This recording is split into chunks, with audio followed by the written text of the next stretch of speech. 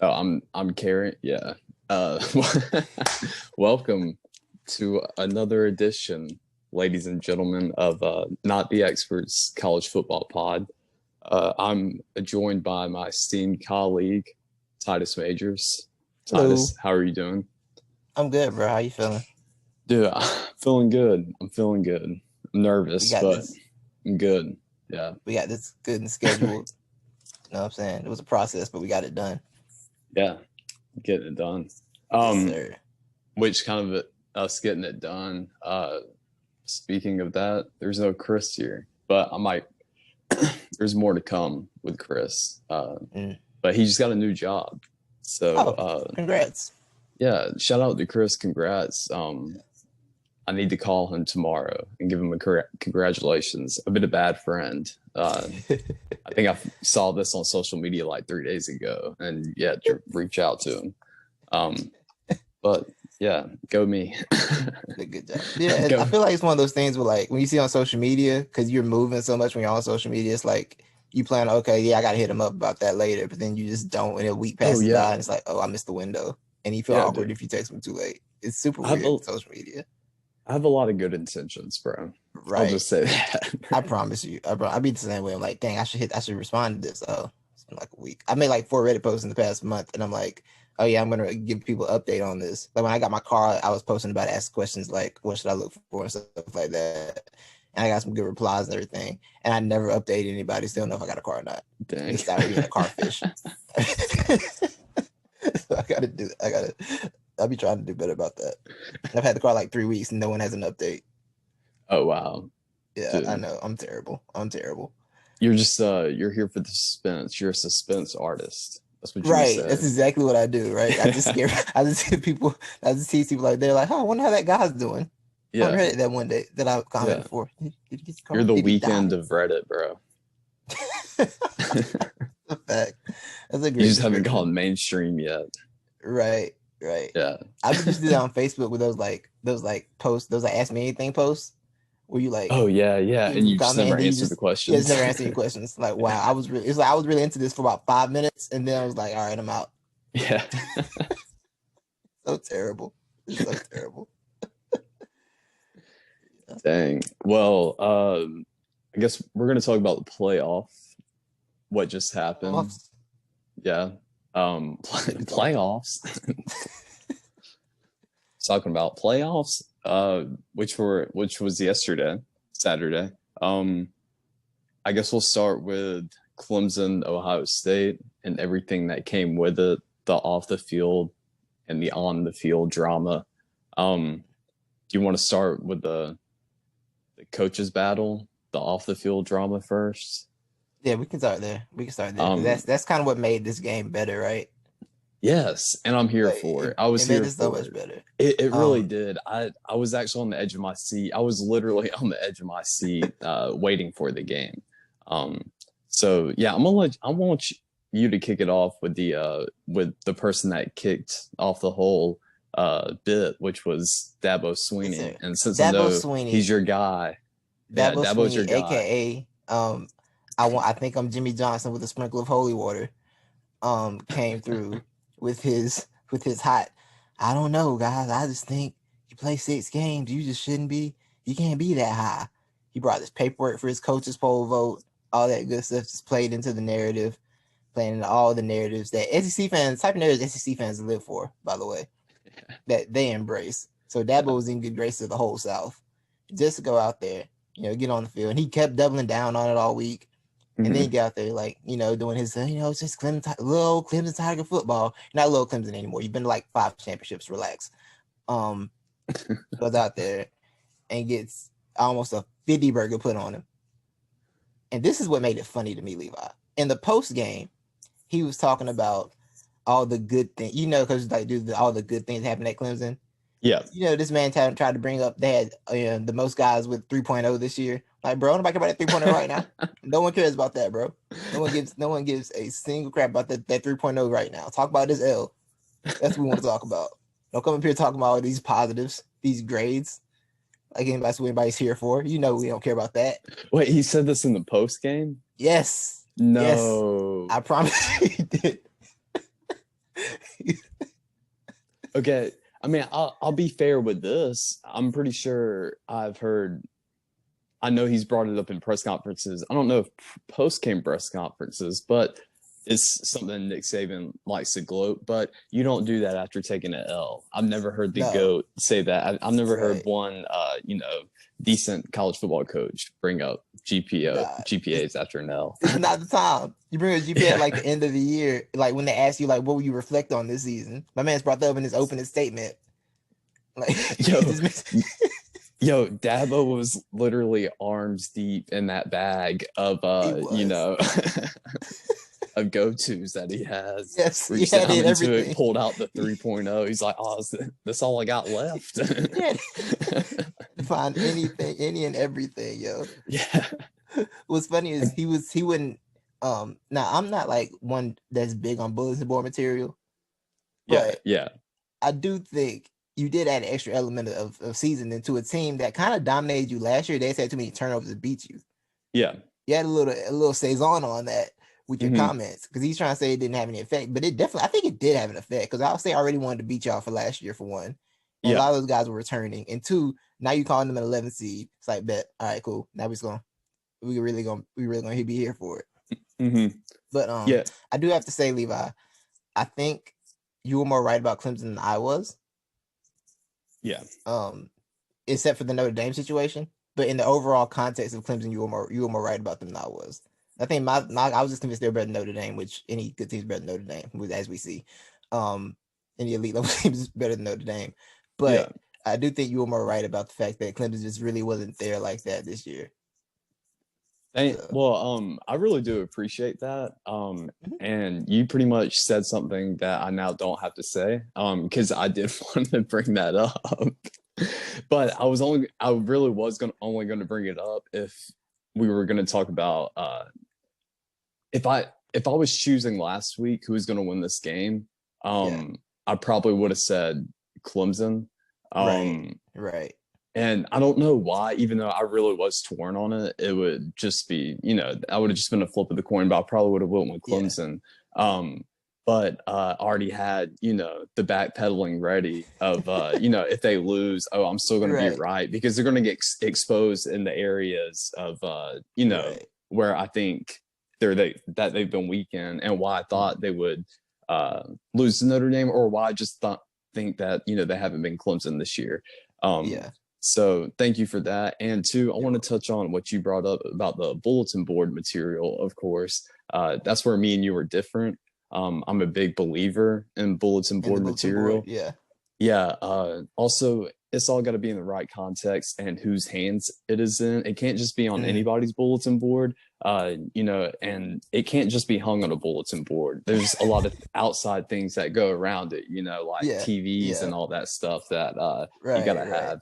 But and more narratives to throw in there as well, which is why Dabo Swinney's so good at it. He's so good of, he's kind of like, you called him sort of, I don't know if you called him Jesus, you just, referred to the holy water sprinkling, but yes. You could say, he's trying to be the U with a sprinkle of holy water. Yeah. Trying to have the swag of the U with a sprinkle of holy water. Well, I would upgrade him a little bit to where I think he turns like Jesus turned water into wine. He just turns, any press conference quote into bulletin board material. Turns something into something else. Yeah, that is a fact. Yeah, I will say this: if Dabo did somehow take the Alabama job, which would be a terrible idea for him, because he got mad at Clemson fans for getting mad at a single loss that one time, and Lord knows what Alabama fans do to him. They thrown bricks through windows before about losses. Yes.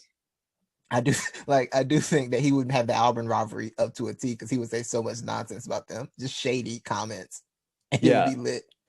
If you think so much shade at Auburn, if you think Dabo Swinney is annoying now, and if you think the University of Alabama football program is annoying now, along with their fans, if you think Nick Saban's annoying, imagine Dabo Swinney in that position right now. That would be times 10 everything. I would probably turn on Alabama.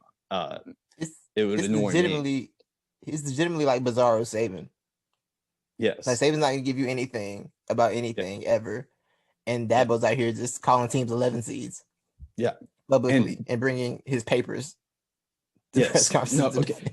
So along with that, once again, let's go to a week ago if we were recording a show and we were talking about this Dabo Swinney move. I would have named him my expert of the week.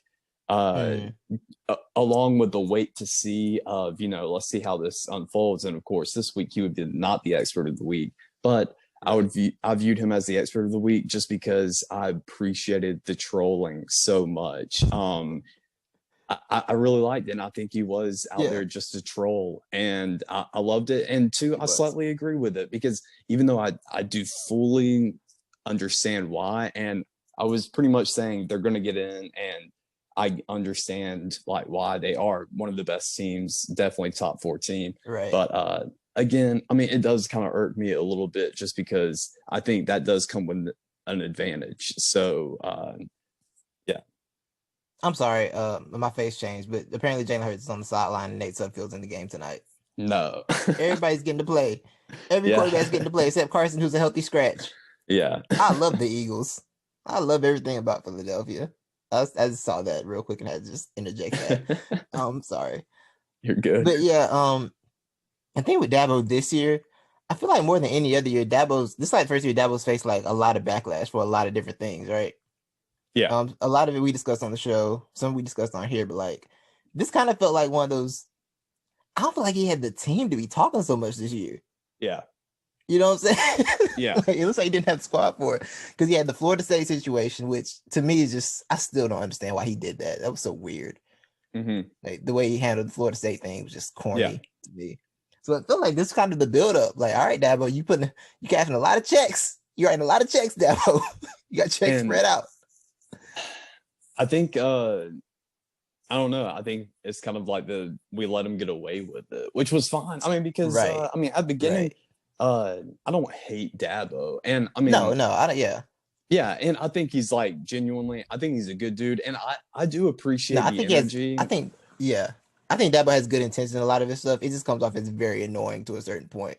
Yeah, it's exactly. Like a thin line. Yeah, and so he's not the thing is he's just not the underdog anymore, and so I think a lot of people view it as punching down, and he doesn't. Yeah, because all his life, like we've had this conversation before, he has been the underdog, and so forever he will be the Baker Mayfield, of college coaches. Oh, that's a great comparison. Yeah, that's a great the Baker Mayfield of coaches. I like that a lot. That's fantastic. I really like that. The Baker Mayfield of coaches. That's so perfect. Man, that is so perfect. I would love to see a Dabo Swinney head coach, Baker Mayfield like quarterback team. I mean, I'm here for that. Oh, good Lord. I'm here for the post-game press conferences. Can you imagine that? Like every game, like guys, you were a 5-point favorite today. Nobody believed in us. You were 5-point. No one trusted us. You can't look at those odds and think people believed in us. Bro. Whatever city they are in, I'm telling you, man, even though journalism is a dying medium, the journalism business will be booming in that city. Like I would love to be a beat reporter. I would love to be a beat writer. I promise you. It'd be so great. Like, and they would just fill that team with other characters like them too, like who all play the underdog role. Oh yeah, there's not gonna be like a superstar on there. No. Like no Odell Beckham can be there. He believes himself too much. No. He's too just naturally good. Exactly. It's gotta be a bunch of Renfro types. Like that's exactly what it would have to be. Yeah. I bet Bill Belichick this is after Bill Belichick's retired, but he comes back as like, he's how they say there's a secret, guy in the Patriots organization that's running everything. Right. Yeah, Bill would be the secret guy running that organization, the underdog organization. Gosh, I would. Oh my Lord, I can't imagine that. Dude, I would. That's so way great. Too good to be true. It is. They be 10-0, and it'd be like nobody believed in us. You're 10-0. Nobody thought we could do this. They take one loss. We hate people to watch the mouths. I'm sure the haters gonna come out now. Bruh, it's one game. Relax. Titus, there's a reason why people like me and you aren't filthy rich. That's because if we had the money, I know I would. One of my dreams would to be, if I had that money, I would be an owner of a professional sports franchise. That'd be Oh the yeah. ultimate dream in my opinion. But I feel like we would put the money together and we would actually make something like that happen. We would actually make our Oh, we own, would spend. our expansion Yeah. league team, and we would Yes. spend the money to get Dabo We spend too much Swinney. bread on that. Yeah. Yes, and we Just would for a not year. care. We would not care if we won or lost. That would definitely be. We would be Right. one of those teams who Right. don't care if we win or lose. I promise you, it'd be a weird thing. Like our fan base had been on the joke, and we had to be like a lick. We have to be a lick for the players. Like players had to be Yeah, seen as like the money franchise to go to. Like, well, they'll spend the bread, might as well go over there.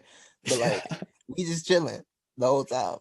I think We we like we'd would. be like the Dan Le Batard show of owning a franchise. Yeah, we would. But and I think we would be one of the most popular teams ever. Oh, for sure. For maybe like the first 5 years, but then we would Oh, they'd be get sick of us. annoying. Yeah, Yeah, they'd be. yeah, Yeah, they'd be sick. We'd have to sell very fast. yeah. Like, but then If when you, I mean, by the time that happens, when you sell, the value goes up. So we cash out, that's true. That's cash out true. and be out. Unless And then we could ESPN has defamed us so much that it's That's true. That's true. But then we can run a podcast. We can start a whole podcast based off our success. Yeah. Shout Not out the Dave underdogs.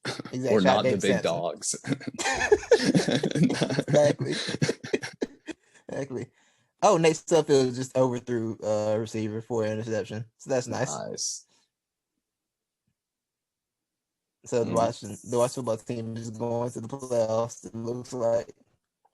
I think they're just Can you gonna keep unscratch that. a player? Let's let Carson Wentz get one more interception. Yeah. Sudfeld guy in. Let's let Carson Wentz get one more Eagles pass out of the way. So that'll be good. For old time's sake, let him get one more in. Yeah. But just send them riding off because yes. Do you Yes, anticipate him being an Eagle next year? Yes, because of the cap hit. I don't think they're gonna eat that cap hit unless he's gonna put in on it. He gonna drop a few mil. They'll help that cap hit. Is that legal? Can he? Yeah, I know. Didn't they already commit to bringing Doug Peterson back next year? Yep. That's just an awkward situation. It is. Doug's back, and I don't know if Howie might be back too, which is everybody might be back except Jim Schwartz. And I don't know how to feel about Jim Schwartz thing because I feel like Jim does a good job in certain spots on defense, like our defensive line. He does great with that. The cornerback thing, it's not his wheelhouse. He's always had a good defensive line. Right. Yeah. Especially with the Lions when he had Sue and Fairley. Yeah, for sure. Eagles fans have had this weird reverse for man, we'll never get a guy like Jim Schwartz again. Like, what is this? Jim Schwartz, the greatest defense coordinator you've ever seen, because he's retiring. Like, what are we doing? Come on now. A lot of people love Jim Schwartz out there. A lot of football people do. I have a love-hate with him. I love him sometimes, and then I hate him when it's third down. And I know a blitz is coming, and the defense knows a blitz is coming, and it goes for 60 yards. It's like, who could have guessed that, Jimmy? Isn't he the one that chased down the coach for the handshake? Yes. I love it. What a weird moment. What a weird moment, man. Jim Harbaugh is such a strange guy. Since we're on the college football show, shout out to Michigan fans for that Jim Harbaugh looming extension coming.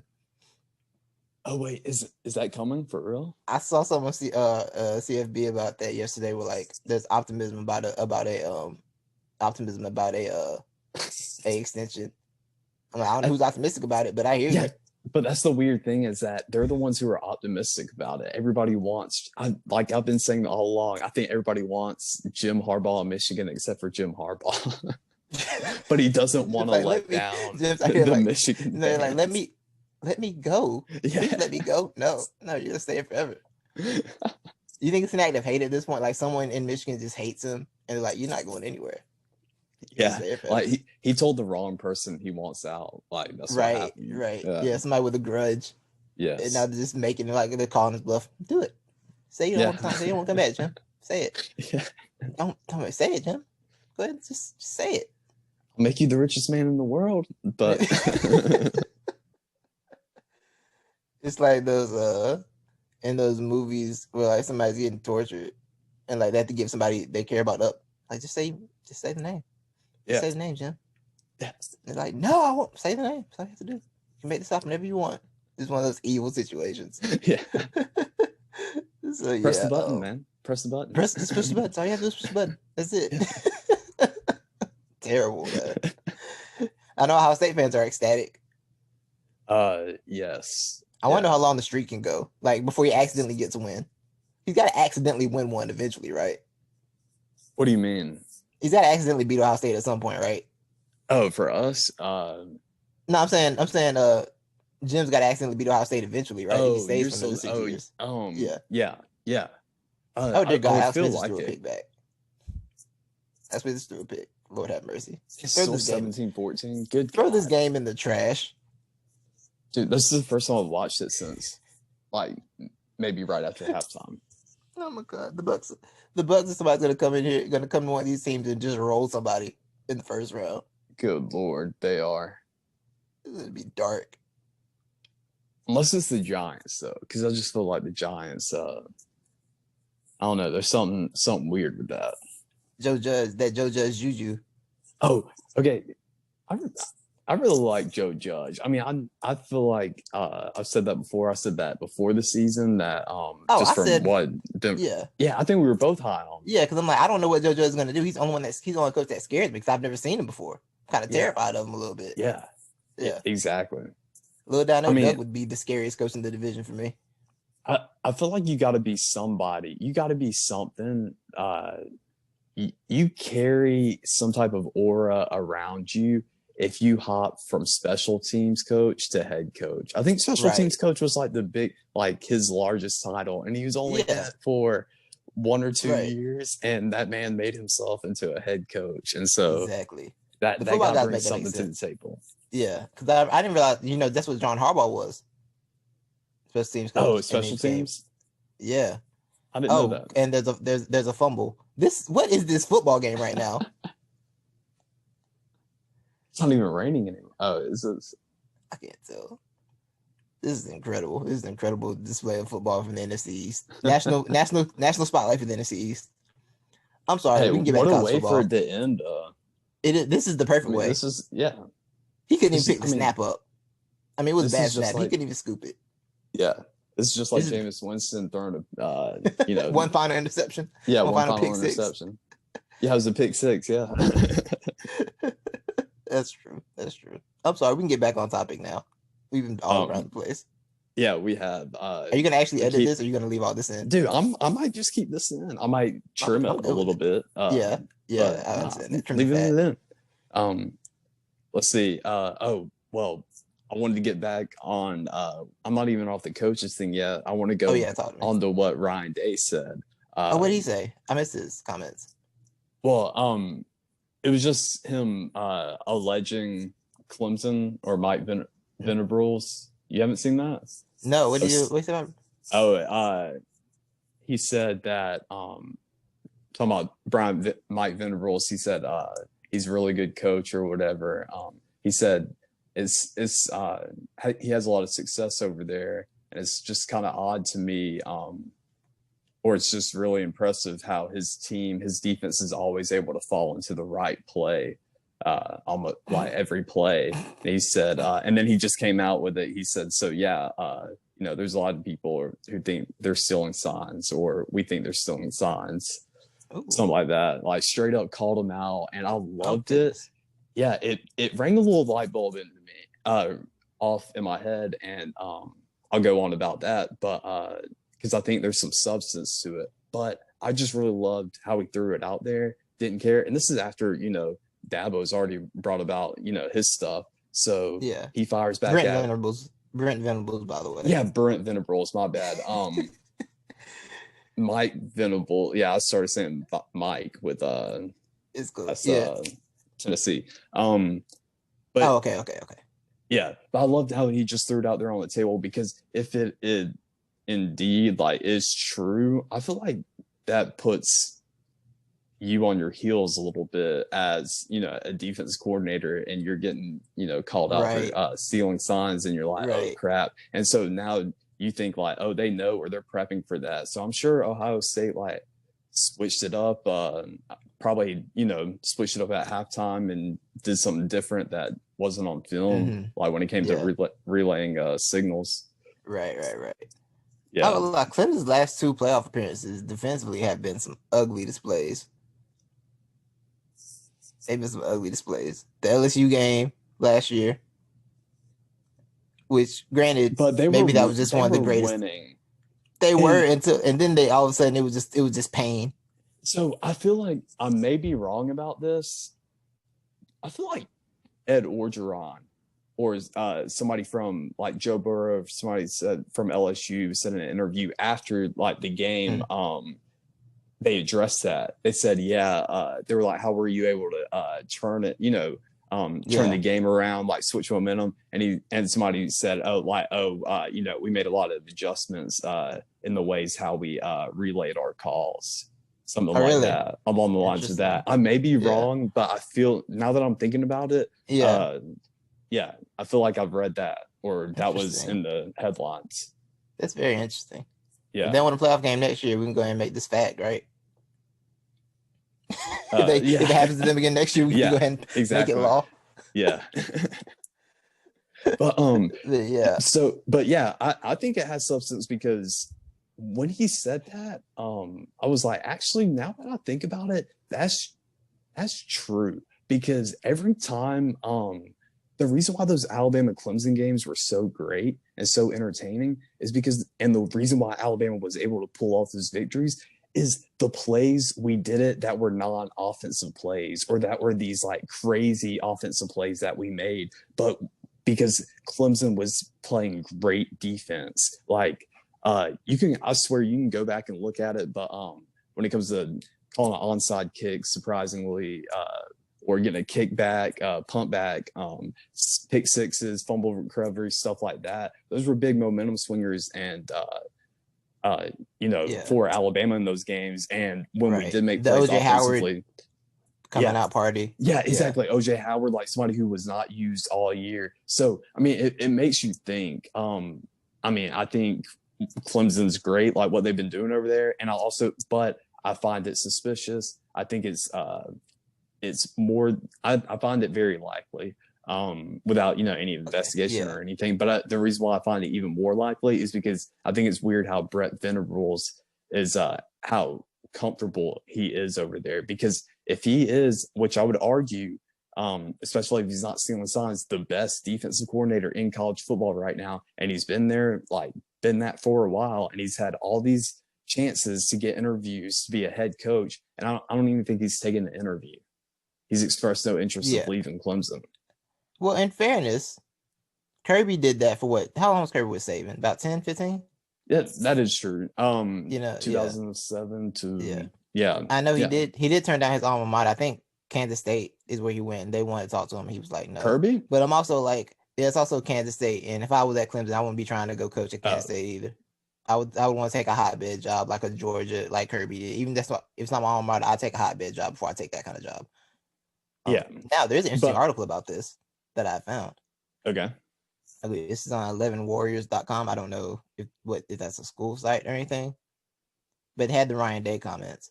But apparently Pat Forday did a piece on this sign stealing thing in November. Really? About Clemson. Yes. What does it say? And does it mention what it has comments from Rhett Lashley at Miami's offense coordinator, said Clemson's known well for doing it. And Brian Kelly said you have to be cognizant of it and aware of it. Mentioned that same looking at alternatives such as wristbands. It says, let's see. Even more so than Day, Kevin Wilson, I think that's why I say offense coordinator. Mm-hmm. He worked with Venables when he was with Bob Stoops at Oklahoma. And he said, having worked with Venables for 9 years, I know the way he coaches, the way he teaches, the way he leads those guys, the way his kids play, and the way the defense plays. So you've got your hands full. So don't know what that means, but I don't know what that means.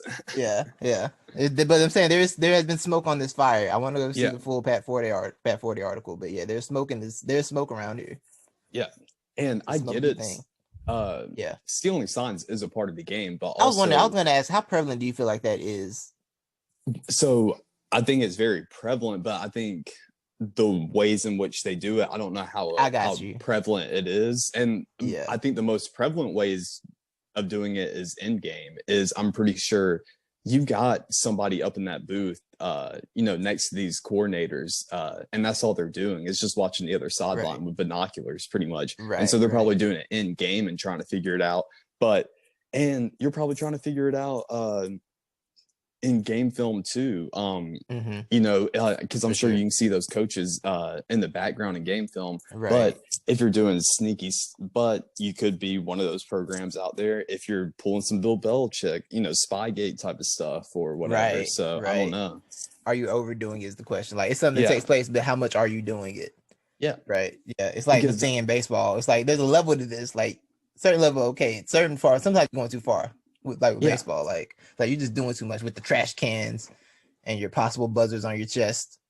Yeah, exactly. Houston. Yeah. Exactly.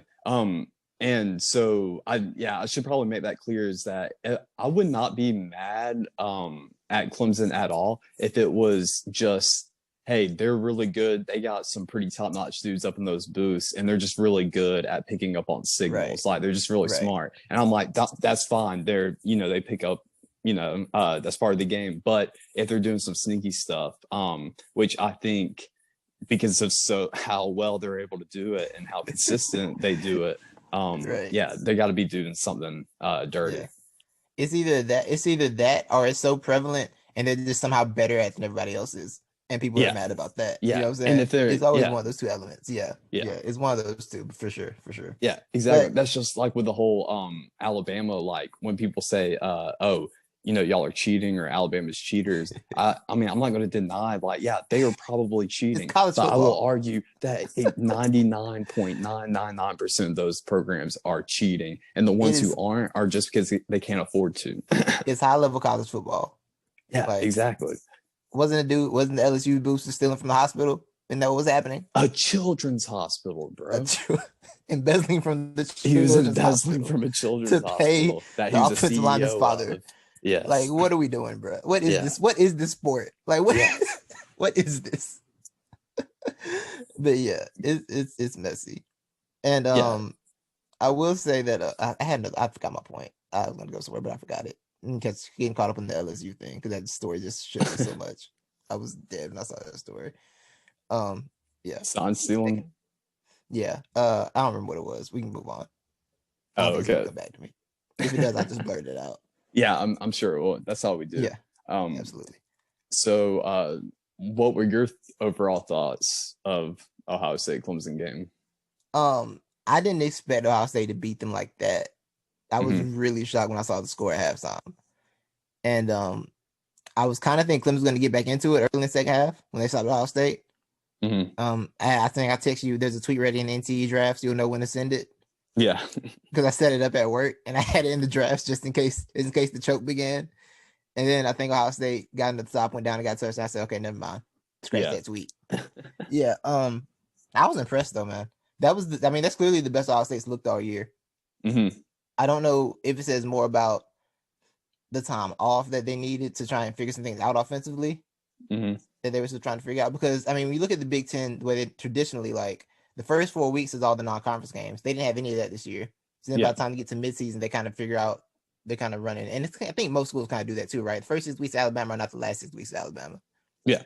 Right. So it's kind of like one of those things. But I don't know if it was that necessarily or if it was just like they just finally got it together. Everybody started clicking on all cylinders. Because Fields looked great. Like Fields looked back to that form that people had him as the number 2 pick behind Lawrence in that game. I'm high on Justin Fields too, by the way. I'm really high on Justin Fields. I don't know if you know that, but I'm super high on Justin Fields. No, I picked up on that. Yeah, like I just like his. I feel like he's a hyper quarterback. He's not like I don't see any panic in his game. I feel like he's very calm and focused, and I like that. But yeah, I think he looked really good. The running game, I didn't expect him to run down the throats like that. That was kind of shocking to me. I like what Ohio State showed defensively. It was all right, but there was some spots in there was dudes getting cooked. Some cooking was taking place, and the cooking that took place, it was getting sautéed. that cooking will be deep fried when Devonta Smith, future Heisman winner, shows up on the field. It's gonna be a deep fried session. So I do see some areas for concern for them, but overall, I thought they played. I mean, when you look at it last year, they were kind of dominating Clemson offensively too. Statistically, it's just they had really bad turnovers late in the game and really bad spots. They turned the ball over when they didn't need to. And that's why that game was like that last year. And they just kind of built on that and came through and did what they had to do. You know what it reminds me of? It reminds me of the first Tebow Alabama game. The first and second one where Florida won that game. They really shouldn't have won that game. Yeah. And then next year, Alabama came back like, yo, you really shouldn't have won that game last year. Yeah. And it reminded me of that a lot. Yeah, that's a great comparison. Yeah, Ohio State came out like, nah, we know we shouldn't have lost to you last year. We're going to make sure we don't this time. It reminded me of that. So I like what Ohio State showed. That was definitely a more of a, we're showing you that we beat ourselves, you didn't beat us, type of that thing. Yeah. Yeah. With Justin Fields, I think, staying with that same theme of, not beating ourselves, I think Justin Fields finally, he was finally like really thrown into the spotlight for the first time with this, especially in the media, because like Justin Fields has already been, he's, come across the headlines, but he mainly stays kind of like in the, second, third pages of, the headlines when it comes to college football. And I haven't been high on Justin Fields in a manner of filled with potential. I think he could easily be number 1, number 2 quarterback in the draft. Right. And he could be turned into a great NFL QB. It was just that I just thought there was, the people who were really hype on them, I just didn't see why, like where that hype was coming from, because even though he was calm, cool, and collected, that made me question even further why he would make the decisions that he made. Because I don't know if that's even he had some of those. He had some of those this year, some of those like, yo, why'd you throw that ball? Yeah, exactly. For sure. My thought on him is pretty much shaping into but it's going to be higher. But he kind of reminds me of a Justin Herbert. Like he may just turn out to be like this Justin Herbert type of guy who, because another dude, like they're built the same, their game's a lot the same, but they just beat themselves more times than not. So I think Justin Fields came out and proved that he can actually he can beat the other team and he cannot beat himself. Yeah, and I think it helps that. I think another thing with them is like I don't think he has the receivers that say the thing that happens to Herbert comparison. They don't have the receivers that say like Tua and Mac Jones and Trevor Lawrence does either, right? Yeah. Like Ohio State and Oregon aren't really getting those elite. They don't have. Well, Ohio State has gotten them. They don't have those elite, like ridiculous mutant receivers, like a T Higgins, like a Jerry Jeudy and stuff like that, right? Bro, so they're all filled with a bunch of Michael Ginn, with a bunch of Ted Ginn Juniors, bro. That's who they're filled with, bro. Exactly. Yeah. And I think that with what Fields does there, it's like I think part of it. Well, in that the Big Ten Championships first game, I really watched them this year because I've seen them a little bit, but that's first time I like really sat just watched the full game, and like dudes was running the wrong routes on him. Like he threw a pick because he threw one pick because dude ran an out route, and instead of coming back, he ran upfield and feels like he was gonna stay right there. He just turned upfield. And it was like, where are you going? It was like, why are you doing that? I don't understand. So I think a lot of it is like he doesn't have those kind of receivers that are going to do the exact right thing. So he probably doesn't trust them as much as like a Mac Jones would trust his guys. Yeah. Because I would, if I got Devonta Smith, I'm trusting them with anything. Like, just tell them where you're going. I'm gonna throw the ball to you. You know what I'm saying? I think that's part of the play. But yeah, I think that's probably why he probably tries to do too much sometimes. But yeah, some of those Indiana throws, like the one out of the sack, that didn't make sense. I don't know why he did that, but I think part of me I think he's gonna like, look better. Oh Lord, is that another turnover? Let's see. This is made Alex sit on the ground. He got it. He got it. He got it back. He got it. I don't like seeing Alex Smith jump on the ground, bro. Yeah. I'm sorry. I'm still not mentally there with him. Like stay up. I'm saying sometimes you gotta pull a Cam, bro. Yeah. Cam's like, I ain't doing that. Yeah, making business decisions. Yeah, honestly, bro. But yeah, I think you're right. I like the Herbert comparison feels like guys that are kind of under the radar. They're good in college, but they're kind of under the radar, and then they might get to the NFL with the right team and just show out. Yeah, to me, they just look a lot. They look very similar too on the field, and just in their stature as well. Justin Fields, that really surprised me. His performance, I thought he was going to have a pretty good performance, and I think it would be like You that. gotta do that, right. Yeah, Lead a 600-yard offense. Yeah, exactly. But a lot of that was also due to Trey Sermon, who's an absolute grown man. Yes. Trey was woo. Lord, Trey was not playing with them at all. Exactly. Trey was not playing with them at all. And that's the other thing. I think a lot of people, not you, but I think a lot of the SC fans still think Ohio State's getting those like big corn-fed slow dudes on the line. But like they stopped doing that when Urban got there. Yeah. They've been recruiting the traditional, like the more like faster, stronger offensive linemen who aren't just like, they got the combination of speed and strength, not just the big Nebraska type dudes that can't move like that. Yeah. And I feel like people still have that narrative of Ohio State a little bit, which is kind of weird because Ohio State did win the first CFP. They did win the first ice cream cone trophy. So I feel like people kind of had that narrative, but I think they kind of remind people that like, nah, we here, we got that. We got a little bit of everything.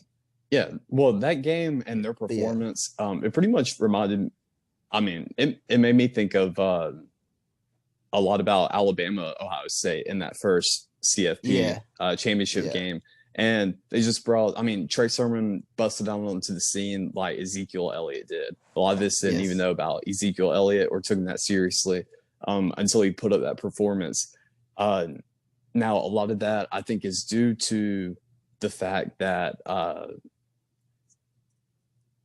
that's where Clemson got hurt. That's where they got exposed, was in their secondary and the linebacking position just looking slow to me, especially with homeboy. I can't even think of his last name. It sounds like some Russian dude. He tackles like a Russian.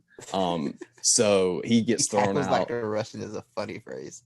I don't know what it means, but I feel like that's how they would, I feel like they would target. Like they would, they just go head first. They don't care. Yeah. I saw some people. Specifically Clemson fans didn't like that targeting call. I'm like, when I saw somebody put a side by side of that hit and the hit that got Ryan Shazier paralyzed. Yeah. I'm like, okay, you got to flag that just for player safety. You got to flag that. Like, you can't be hitting people like that. Exactly. Like, even if it's not targeting, you're risking your own health, bro. That's a flag. That's it. Yeah. Yeah.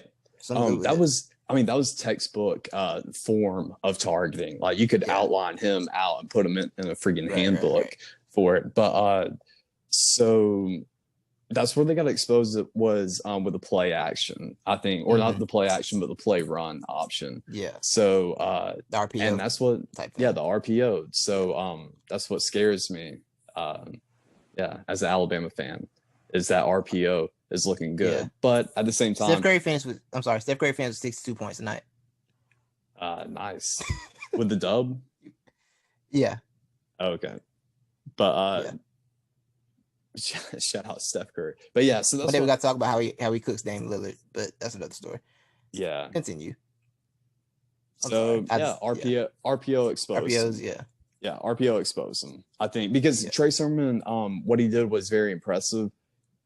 The performance, all those yards also came to that linebacking core was not in the position where they were supposed to be once he hit the secondary and got through the hole. And then that secondary is terrible. Like I said, they're not the fastest secondary out there too, so it's not like they're gonna get them. Right. I think one thing I'm looking, just to look ahead briefly, one thing that doesn't, you're not even looking ahead that far, thinking about the brief timeline between the brief gap between the playoff games and the national championship game. Like, usually it's a longer break between the two, usually, right? I don't feel like the break was as long this year. And I think I want that played a part because you couldn't game plan the way you normally could. Like, normally you get a month to look at the team. You get a month to look at the team. It's like, okay, you got to come here and get some new stuff, or you're going to get smoked. And even with the semifinal games, like, they're always kind of the semifinal games have had like 2 close games, I think, total. I think last year was one of them. Ohio State Clemson last year, and there was one other one that I can't remember. But most of these semifinal games are just beatdowns.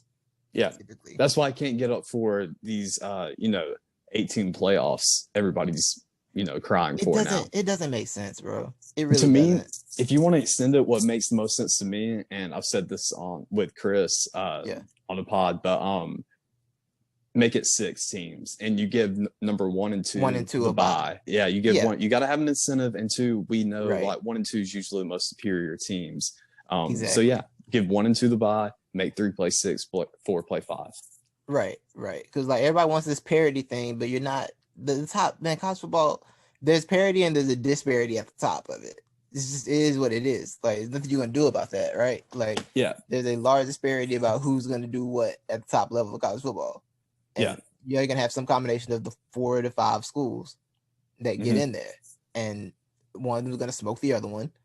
You get a wild Pac-12 school that gets dominated, or you get a wild Pac-12, Big 12, or Notre Dame, right? That's what that's what it is basically. Yeah. So I think it's just it's the expanded playoff thing is not something I'm gonna go for ever. It's just it's not gonna do anything that people want it to do. It's really not, because then somebody else is gonna get snubbed, and they were gonna be like, oh, we need to let 16 in here, and somebody else is gonna get snubbed, and this is gonna keep expanding. It's just stupid. Like, no, y'all never gonna be satisfied. I think people need to accept the fact you will never be 100% satisfied in a sport, in a flawed sport where like you have divisions by conference. Everyone's not playing the same football. You know what I'm saying? There's too many teams. You're never gonna be satisfied. You just need to accept that fact. Yeah, I mean, we could sit here and argue that March Madness isn't even really the fairest way to go about things of deciding who's the best. You get one game, exactly. But I mean, there's just too many teams out there in the NCAA. Yeah. But with Ohio State, Clemson, so Clemson got exposed defensively, and offensively they got exposed on their weakest link was their offensive line. They had a really hard time holding back. I mean, they really had a hard time gaining a lot of yards on the ground, period. And they didn't let Trevor escape a lot either. Yeah, and that's when Clemson's gone bad the last couple of years, when they can't run the ball like they need to, or they choose not to, because they just kind of abandoned the running against LSU a little bit with Etienne. They didn't really get stopped. They just abandoned it. And then this game, they just couldn't do it. And if they can't run the ball, they don't have the receivers just air it out all day. They don't have those threats like that. And you, like I said, don't have the offensive line either. So it's they weird was getting to Trevor a lot. Their play calling took ETN out of the Heisman running because he's a big Heisman favorite. They didn't get him involved enough. They don't like him. He's been there 4 years. They just don't give my man nothing. You can't. I'll spin it for him though. They just want him to hold up in the NFL. That's true. They're sparing his legs to the league, which is good for him. It's good for him for sure. Definitely good for him. But I think it covers that. You want to move on to your man Brian Kelly? Sure. Yeah, well, we go. I mean, with Brian Kelly, it's just whatever. You got to find a positive out of something. He's out here trying to be. He's the Jesus of Notre Dame, like Dabo's the Jesus of bulletin board material. Brian Kelly, he's also over there in Notre Dame having to turn nothing into something. Brian Kelly's like, I don't know why you guys are running with this narrative that we can't compete in these games. And then ESPN puts up the graphic in the article, like with all their double-digit losses since 2000. Yeah, like he had I think the smallest deficit was 14. Like the smallest deficit they've had. Oh wow! In one of these games since 2000, like then Notre Dame is like what Oklahoma is in these situations. Except Oklahoma's actually competed in these games before. Like Oklahoma and Georgia went double overtime before Georgia pulled that game out. Something like that.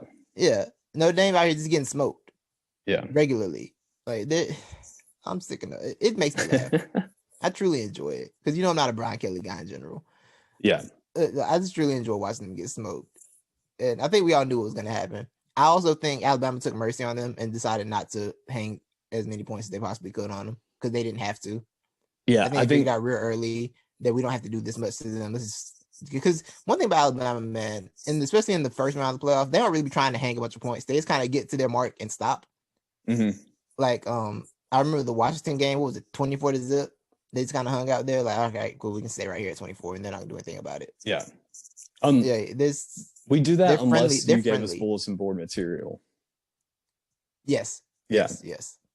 And very few teams are going to be stupid enough to try that with Alabama. So just kind of keep them as happy as possible. Exactly. I feel like Alabama took mercy on them. And once I think I told you off air. Once Najee Harris went 97 yards.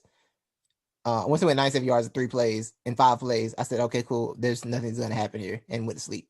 Yeah. Like I don't need to see anything else. I know how this game's gonna end. Yeah, it was a really odd game. I think it was more of a strategy move.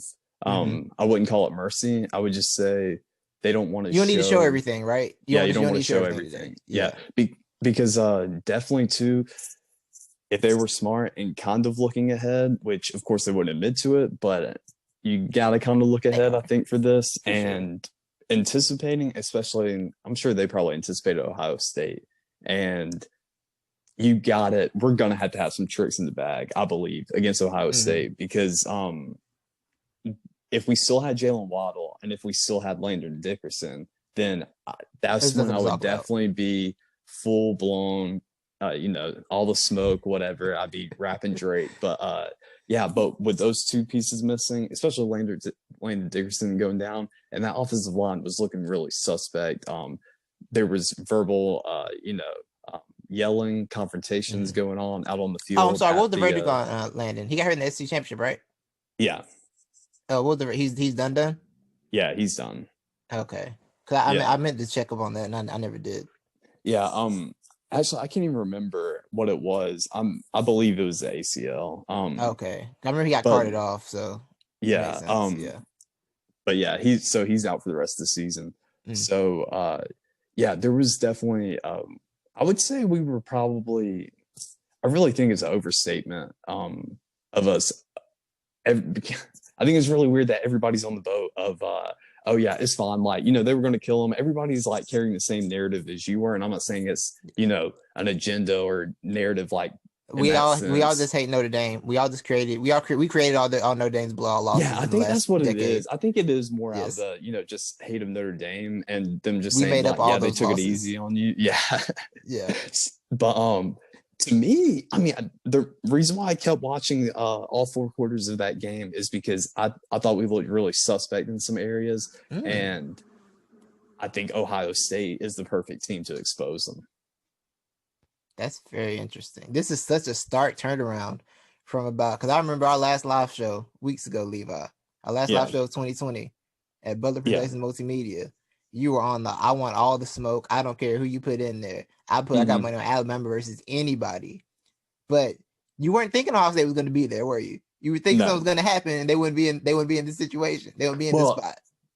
So yes, I fear Ohio State. That I think that's our one Achilles heel, and it's the Landon Dickerson thing, and then 2, watching Ohio State struggle against Northwestern. That looked like a freaking D2 school out there, size-wise, compared to the guys on Ohio State. I was like, okay, this team does not have it together. We'd be fine. Like, they would be one of those, they have the great potential, the perfect pieces to expose us, but are they executing it? No. We would beat them in that area. But now, after seeing that blowout against Clemson, it makes me worry. I'm worried. I'm still riding with Alabama, but I'm worried. Of course, you're a little. You don't expect it to be like a walkthrough. Oh no, and I think -8 is way too far apart on that spread. Yes, that's heavy. That's really heavy. Yeah, everybody out there, if you're better, go bet. Put your money on Ohio State. Yeah, and I'm like I said, I'm with you. I wouldn't bet against Alabama in this game, but I wouldn't be surprised if Ohio State competed at the very least. It's hard for me to pick against the Alabama offense. It's been such a machine this year.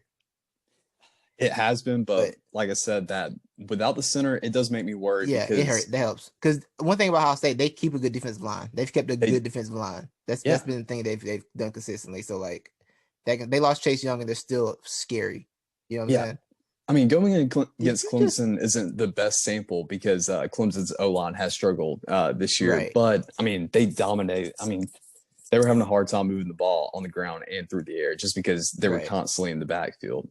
Yeah, for sure. So it is going to be. I think it's going to be a very competitive game. I think it'll be much more interesting. I'm not. Ohio State winning would surprise me a little bit, but it wouldn't be like the deepest shock. You know what I'm saying?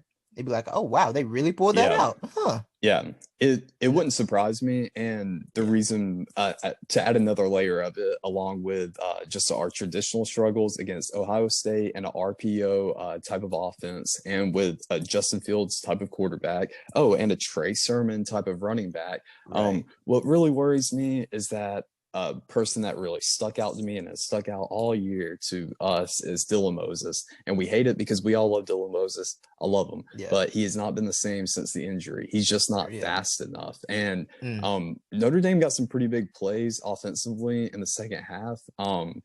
And they were Dylan Moses' fault. Like, you see the only person there in the radius of the person is Dylan Moses, and he's trying to track him down and he can't. Right. So I think, if our D-line doesn't plug the holes and our linebackers aren't in the right areas, I think we're going to get exposed. And they're going to go up the middle on us. Yeah, and I think, again, like I said, with the lack of, and I know typically the time between championship and the playoff time we first semifinal and championship is usually the small, but like the small gap does.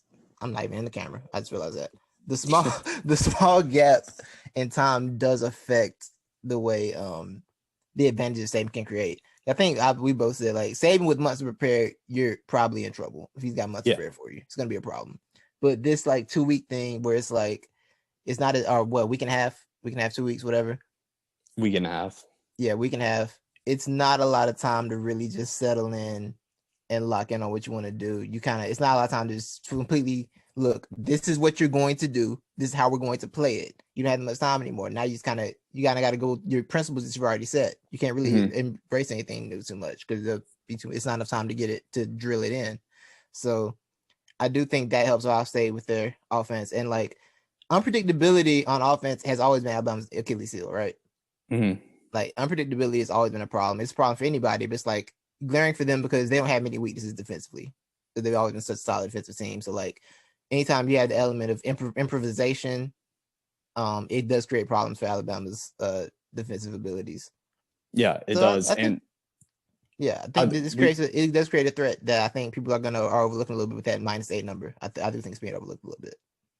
Yeah, it is. The only reason why I wouldn't say Ohio State I wouldn't take them winner straight up is because their biggest weakness is in accordance with our biggest weakness. So their wide receivers against our secondary, if they had the same caliber of wide receivers that we had on the field, then I would say Ohio State all day.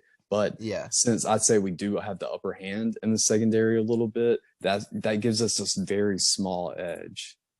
Yeah, I think that's what the edge is too. Actually, yeah, I think that battle on both sides of the edge, because I mean Shaun Wade's a good cornerback. Shaun Wade is not a Devonta Smith stopper because they haven't created one of those in college football yet. Mm-hmm. So I don't know what their plan is defensively. I hope they got some zone principles. I think they're gonna prey on that pass rush, zone and pray for pass rush. Right, that's about the best you can hope for, and pray that Najee Harris doesn't go stupid on you, because that could also happen. Yeah, like you could do that, and Najee Harris could just go win MVP. Yeah, I think we're definitely gonna have to play. I think we're gonna come out playing max protect like we did against Florida. And we're just gonna have to use. I hope Sarkisian has tricks up the sleeves, because I think we're gonna have to use players in different ways, and some players that we haven't really used a lot. We're gonna have to get creative also to have this edge. And what kind of makes me nervous is that nobody's yet to find a way to beat Devonta Smith. So I don't know. What if this is maybe it's finally time. Yeah, exactly. Fair. You have that Heisman curse, because Devonta Smith will have the Heisman. He will. And we're both here for it. We are a wide receiver Heisman podcast. Yes, exactly. I'm basically anybody but the quarterback. Yeah, I had this thought come in my mind, and I'm apologize if I've said this to you before, but I just want to say on behalf of the University of Alabama, you're welcome, Titus. As a resident hater of Heisman winning QBs, all three of our Heisman winners we have produced have been non-QBs, and you're welcome. That's true. I hadn't thought about that. Thank you, Alabama. I appreciate 2 running backs and a wide receiver. Yeah, and I think they're like, they may be the only ones, I think, that are non-QBs. wide receiver since Desmond Howard, even though Howard was technically like a punt return, more of a punt returner. Yeah, it is. That's pretty fire. That's pretty fire. I like that. I like seeing history and being able to remember it this time. Yeah. Because I don't really remember the Desmond Howard one. I just remember hearing about it. You know what I'm saying? Yeah. So, I do too. Yeah. You brought up Sarkisian. How are you feeling about this? I know your history with coordinators taking head coaching jobs and coaching championships is not great. Yeah. It's not I'm not as somber or depressed as you would expect, as I would have expected. I'm more happy for him. Because I think, a lot of people who know Sark and have worked with him, they say like the dude's a genius. And he kind of just, screwed himself over early on in his career. So with his, he's gotten to rehab issues. Yeah. So I don't know. I'm glad he's got together as a human being. I'm not as convinced on the hire because I'm just not as convinced on it. Mm-hmm.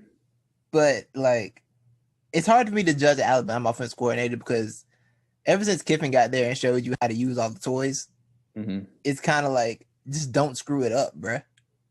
And they haven't. Although Brian Daboll was one that surprised me because Daboll was not that. I didn't think Daboll was gonna be. No, he was not that impressive. Yeah, and he's gone to the NFL, and now he's like got Josh Allen as like this. He's interviewing for head coaching positions. Yeah, like the come up is real for Brian Daboll. The come up is very real. I was surprised Texas actually got rid of Herman. I didn't think they were gonna do it. I thought they'd give him another year. I was surprised. I think we were both kind of off the Tom Herman thing, right? Like we were kind of over his stick. Right? Yeah, because I thought something would have happened by now. Right. So I'm surprised they pulled the trigger on that, and they made the decision so fast. Like they was like, yeah, we got our next coach ready. It was really interesting. I wish Sark the best, but Texas, I feel like Texas is gonna have to accept the fact that they're not gonna get back. I feel like Texas and Florida State are gonna be stuck in this purgatory for a while. Yeah, so I think it's a great hire just because of the pipelines he has in recruiting, as well as fair. Texas. I think it was a great hire for Texas because they long for the Vince Young days. Every single Texas fan out there is longing for the days of Vince Young, and I think Steve Sarkisian can bring you back a Vince Young type of offense. And so, so I think it was a great hire in that aspect. I think he will have more success than the people who came before him, his predecessors. But they're limited to the fact that they have that governor's board that runs everything in that athletic department. Right. So, yeah, it's too many. They got a situation where it's too many high-level boosters in there trying to influence everything. Yeah. But they didn't have any infighting this time with this hire, so I guess that's nice. Yeah. One of my buddies asked me, he said, dude, he was like, do you know how much Texas football program is worth? And I was like, I know it's like over 100 mil or whatever. I said, but I don't know. And he was like, I didn't know that. He was like, apparently they have the number one, they're the most the highest worth college football program. Right. And I was like, yeah, dude, like you're not a fan of college football if you didn't know that, bro. That's why people thought money, bro. That's why people thought they had a shot at Saban because they were going to give him such a big check they couldn't turn it down. Yeah. People thought they had a real shot at that. But yeah, and I mean they're spending $15 million to buy Herman out and 24 to buy the Sisters out or something like that, or 21. Yeah. It's some ridiculous number for both. It's a huge buyout that they're spending just to get rid of somebody. Yeah. Being a bad college football coach, but it seems like the move, bro. I ain't gonna lie. Dude, my dad and all his buddies, they talk about that all the time. Like whenever a coach gets balled out, they're like, man, if I could just do that, just one good time. Coach for a year and get balled out. I promise you. Just let it go south. Here, pay me that money. Give me all the bread. Kevin Sumlin done lived off the buyout market. Kevin Sumlin has served generations of his family through the buyout market.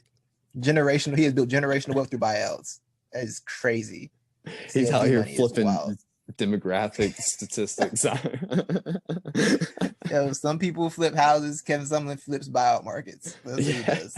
That's his hustle. Low-key expert. He is. Him and his agent. They just get bread. It's crazy.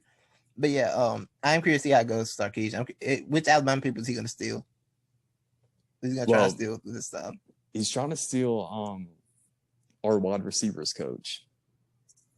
Oh, yeah, I get it. So we'll see how that goes. I don't know for what. Maybe offensive coordinator, like to be his little, OC. So you got to throw a promotion there, right? His little OCB. I mean, they're not. He's not going to do anything. Sark's going to call the plays, but he'll be there. Right.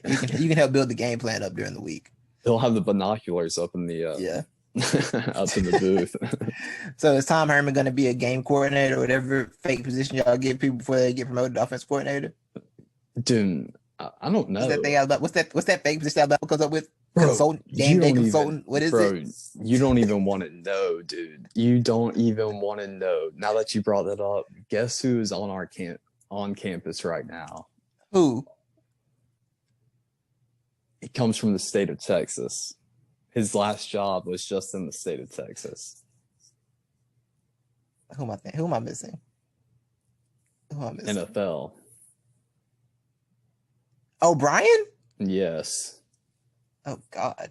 Yeah, he did have a stint in college though. He was a college coach for a minute. I don't want Bill O'Brien running our offense, bro. I wouldn't want that either.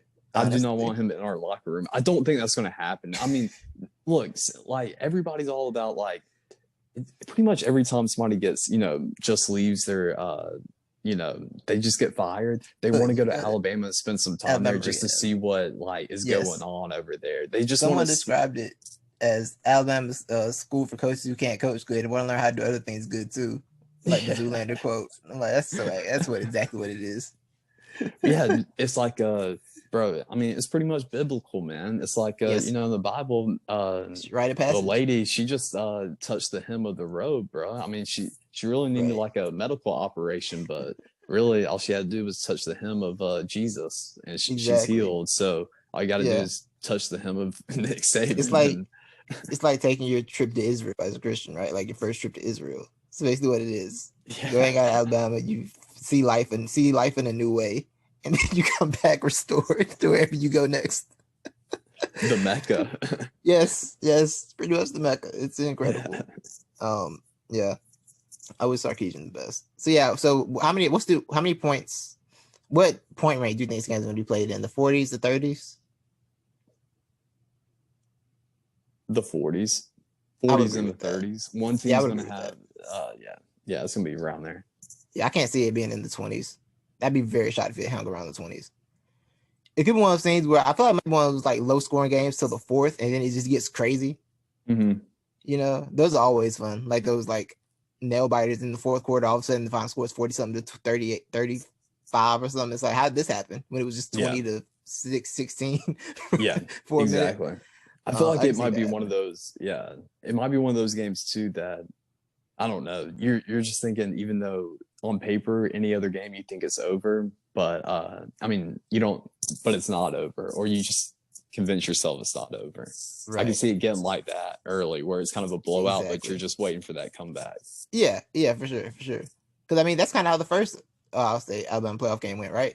Alabama's rolling them, and it's like, Ohio State shouldn't be here. And then I was thinking all of a sudden it was just like, oh, we got offense. Yeah. Oh, okay. All right then. Yeah. Cardell Jones learned how to run. Right. Yeah. At least this time there's no Urban Meyer on the sideline that irritates you though. Ryan Day seems like a decent person. Ryan Day seems a little likable, right? So far. I'm good with Ryan Day. Yeah. I like his scowl better than Urban Meyer's. Yes. Did you Lincoln Riley's lost 2 games every year? He says like the same record every year at Oklahoma. That sounds about right. So is he the Mark Richt of Oklahoma? somebody was like Oklahoma's had to get their second loss before the playoffs, and then get into the playoffs, and they'll be all right. That's baby steps. Right. It is funny though how like they finally have a defense that looks okay, while also losing their 2 Heisman quarterbacks. Yeah. Like you finally got the defense you needed for those guys, huh? Yeah. A couple years later, you finally got what you needed. But they finally ran into that snag of you got to play the true freshman now. Yeah. By the way, Spencer Rattler does not look like how I thought he looked, and I'm just leaving it at that. I don't think he looks like what anybody thinks he looks like. I was very confused when I saw it. I was like, oh, that's a Spencer Rattler. Yeah, yeah. Okay, cool. Shout out to name ambiguity, man. Ambiguity, apparently, that's the word. apparently, he was a pretty high ranked basketball recruit too. Oh, really? Yeah. I know that I think he was on one of those shows, like that QB1 show on Netflix. I think he was on that. Oh, Somebody told me they really? knew him from there. Yes, somebody told me they knew him from that show. I was like, okay, I always meant to watch the show. I just never did. But Yeah. I think he was on there one time. So I guess if I would watch that, I would know. I wouldn't have been so shocked when I saw him Yeah. that one time. Yeah, that sounds right. I think I knew that. I think. Yeah. So but salute to Oklahoma, you know. Basketball's winding down. The ice cream cone will be given out very soon. What's your game Yes. day? Do you have a game day meal? Like, do you have game day foods you go to? Usually wings. That's I'm with that. Yeah, wings is pretty much the main one. Wings always hit. I got to be in the Easy mood busting. for it though. They do always hit, but I just kind of have to be in the mood. Yeah, I feel that. I feel that Because for I don't sure. know, sometimes, man, like the biggest moods I get, especially during lunch, and say I didn't have breakfast and I ate early, had an early dinner. I just Yeah. want a big burger. Like I want something Bro, that's big in my I promise hands. you, I've been craving the burger for a minute. I just haven't gotten it because, like, the real thing with me is burgers are like, the red meat thing is a thing I'm trying to do too much. So like when Mhm. I do it, I can't just do like a regular fast food when I need to sit down and really, really enjoy it. You know what I'm saying? Yeah, So yeah. I be having to pick and choose where I do it. It's low key. I feel it's low key underrated on the burger front. Who's that? Red Robin. I feel like the Steez throws them off a little bit. Red Robin's burgers are pretty good. So I must say. it's been a very long time. In my opinion, probably would change. Yeah, But that's I how I just was. remember it being overpriced and overrated. Nah, bro, Red Robin, you got to get you the unlimited fries. It's like that's where you get it's like I think I paid what I spent 12 for the bottomless fries with my drink and everything and my burger. Yeah. So like it's like Bizarro Five Guys. But Five see, Guys, you're gonna spend $85 for everything. dude, so Five Guys is now that we're talking about this, I'm not going to bring Yes. it out now, but I am actually working on a little side top five Mm-hmm. fast food burgers Yes. with like the casual dining, like Five Guys Okay. thrown Yeah. in Yeah. there. But dude, because like I said, lunch is my go-to, and Right. I'm traveling in between Peachtree City and Auburn every day, and so I Right. have some Yeah. pretty good lunch You get a lot of options. spots. Yeah. Yeah, You got a lot of options but to Five choose from Guys for is a sure. very popular one I hit, and I do spend a lot of money for it, and it's utter. I mean, it's ridiculous. Like the price is so ridiculous, but Is it just it's me or kind of do worth they it, go up every man. time? No, it Do goes they go up up every all the time? time, bro. All the Okay. time. I'm making sure. Make sure I'm not tripping. You want to know how much you go in, don't even get a regular cheeseburger, like a double cheeseburger. If Right. you get the Right. little cheeseburger, a Yeah. little fry, and And the drink. a large drink is $18, bro. That's insane. Because $18. That fills what you up though. You really don't need a regular cheeseburger. That's a hack, people. Go get the little cheeseburger. see, you're not wrong, but I think because they put little in the title, it makes you feel like you're not getting that much. That's the thing, right? Yeah. Because it says little on it, it's like, nah, I can't do that. Because I like doubles, unless it's like a big, like, I can see a nice size on it. You know what I'm And I saying? may be I actually may be tripping. It it might actually still be a double. I think the little cheeseburger is still a double. It's just Oh, not really? as wide. Oh, Yeah. okay, okay, Yeah, okay. yeah. But I Yeah. mean, it's still like good, thick. I mean, it's a Yeah. little bit less beef, but it's Right, fine. right, It right. gives you room for the fries. Yeah. So, one thing the fries, see, the fries are the real go-to. Those fries aren't, Five Guys Dude, fries those are just, fries, Five Guys are the best fries. they are. Hands down, hands down. Yes. You know, under a burger spot that it's not everywhere, it's not as spread out, but a really good burger spot I found is Burger Five. Have you had them? No, but I need to add that to the list to Yeah, like Burger hit for Five the is top really five. good. Yeah, Okay. Burger Five is really dope. I think I went I first heard time it I was in is. Orlando. I was in Orlando. I went for the first time. Mm-hmm. I know there's a couple in Atlanta, I think, but they have weird. They close at like 6 o'clock or something. They're super weird with their hours, like 6 or 7. Oh no, I think that's the one. The Oh, one of them's really? in CNN. The one in Atlanta's in CNN Center, so they close mad early. Oh, okay. There's another spot in Atlanta called Grindhouse Killer Mm-hmm. Burgers. It's got like this weird. It's like a 80s kind of aesthetic in there, but their burgers are fire too. Well, see, my thing is, I go on the Google Maps or the Apple Maps or the Waze maps, and I just be googling burger spots sometimes I'm out of town to see what's going on, and I hit something different if I haven't been there before. You can find some gems that way. Well, I really want to try. I've yet to try Shake Shack. I haven't tried Shake Shack either, actually. I want to try that, and I want to try, of course, In-N-Out.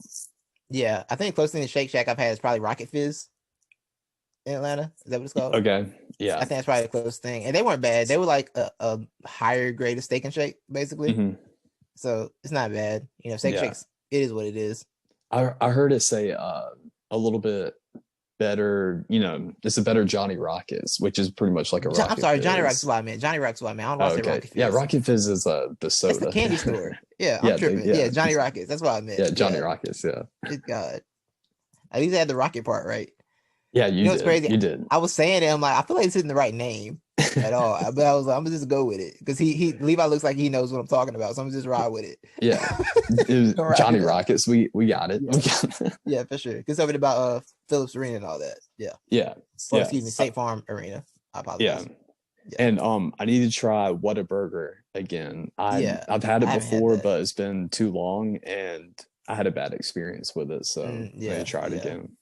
I hit that and I hit all three of those spots too, for sure. Those spots I got hit In-N-Out, Whataburger, and Shake Shack for sure. Yeah. I love doing this with Burger Talks. I'm definitely getting a burger. I'm off tomorrow. I'm definitely getting a burger. I don't know where from. I'm definitely getting one now. It's gonna be a burger day tomorrow. I'm trying to think of a good LaGrange burger. Brickhouse is decent actually. I don't know. I like Brickhouse food a lot. You usually get, yeah. Brickhouse is solid. I feel like Longhorn's good, but Longhorn's so basic. Not basic, but it's like LaGrange basic. Yeah.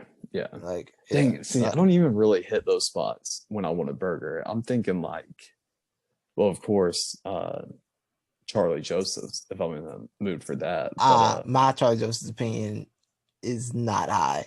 Yeah, I mean, I get it. Like, if people don't like it, if they think it's overrated, that's fine. Like, there's nothing really much to it. It's the fact they ain't got no bacon cheeseburger option that upsets me. Oh, I can't get bacon on my burger. Yeah, that bothers me. That is weird. 2020. Yeah. You know, you should have bacon options at all. Bacon should always be an option for a burger. That is true.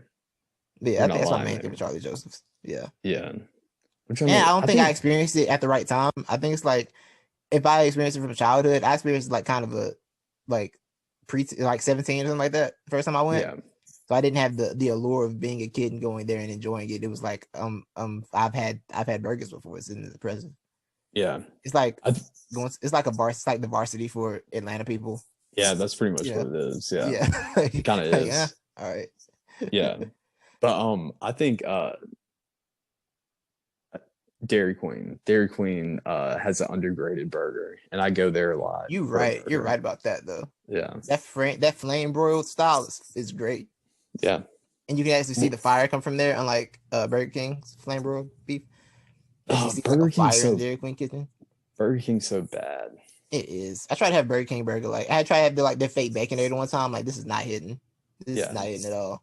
Well, the thing is, like, I don't even think they're, so-called real beef is real beef. So it doesn't taste like meat. It doesn't taste the same. The crispy chicken sandwich is okay, but it's hard to mess up a crispy chicken sandwich. Yeah, and I've only had to do that because like it's sometimes I forget when I if I'm like super hungry and I just leave a little early and I'm like almost gonna be late to work. It's right beside work, so I just grab that and go in. Yeah, so it's easier to manage. About that. Dude, the croissant sandwich is good too. Like, their breakfast croissant is delicious. Yeah, Burger King breakfast is great. Yeah. Burger King breakfast is I feel like Burger King breakfast is underappreciated. Yeah, and I think that's where they probably make their most money. yeah, exactly. And the only difference is like if McDonald's had like hash browns like Burger King does, the McDonald's would have the edge. But I like the round hash browns rather than the one giant patty. I like the difference. I like my hash browns in tot form. Yeah, I do. I respect the difference for sure. Yeah, I mean, Wendy stole it from them anyway with the tots with the seasoned potatoes, which are just potato wedges for breakfast. But yeah, but those are good. I like that option too. That's what I'm saying. That's what I'm saying. Wendy stole the crown with those. Oh, stole okay. The crown. I thought you were saying they stole the idea. I was like, no, they stole the crown. Yeah. It's just potato wedges. I don't know why they call them seasoned potatoes. These are just breakfast potato wedges. You're not making me feel better. I know what I'm eating. It's okay. Yeah. I prefer it this way. It's a good way to start the day with some It potatoes. is. The honey. Yeah. Look, go to Wendy's. Get you the number two. Number two is the honey butter biscuit, isn't it? I think it's like number 6. I may be Okay. wrong, but You might be something right. like I that. don't know. But go in I there, don't get know. you the honey butter biscuit combo with a strawberry lemonade and the potatoes, Yes. and have a good Yeah. have a good day. You're gonna have a great day that day. I promise you will. We have the same breakfast order. Yeah. We do. We definitely do. It's beautiful. But yeah, nice. I guess we can wrap up. Yeah. How long I was gonna ago? wrap, then I remember this is technically your show, so I shouldn't wrap up. Oh no, you're good, bro. Like I was gonna say, just let the conversations keep flowing. Just Oh yeah, let them flow. Yeah, let it flow, and then we can. Yeah. This is like a split audio. It's like a whole separate episode, basically. Exactly. For sure. All I right, guess well, I I guess that wraps it Chick-fil-A's up. breakfast name. Do what? Oh, we're at it. You got to put respect on Chick-fil-A's breakfast name, even though. Oh yeah, for sure, Yeah. for sure. Does it taste better now that you're not there anymore? Doesn't it taste better? Sure. Yeah, kind I'm of. like, it took me like 6 months before I realized Chick-fil-A food was good after I quit. Really? Yeah, it took me a minute to realize, oh, wow, this is actually good. When I wasn't eating See, out of necessity anymore. In my opinion, the best tasting foods when I make it. So. Oh yeah, for sure.